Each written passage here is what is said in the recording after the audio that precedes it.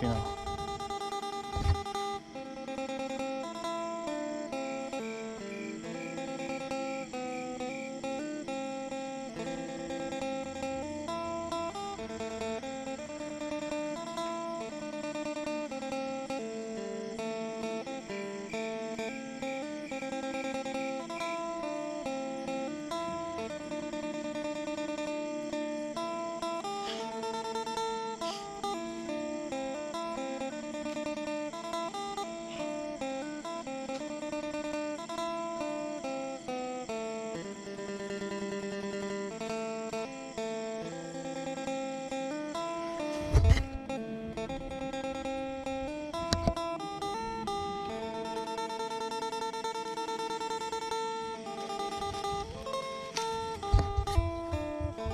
ต่อเสียงแบบนี้นะครับ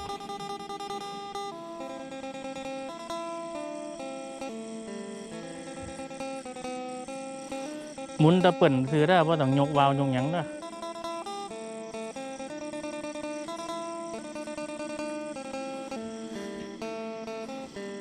2 จุ่มครับพี่น้อง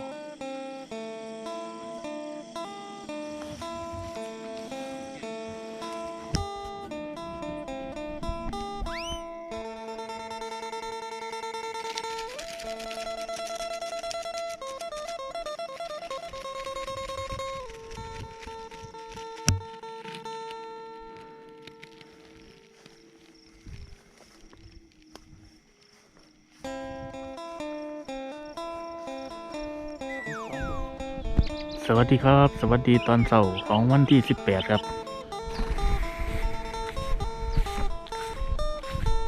ผมปลูกไว้นี้นะครับโกดมวนเลยพี่น้องมาขึ้นนี่โอ้ยตอนปล่อยนี่ไม่นี่ง่ายๆครับ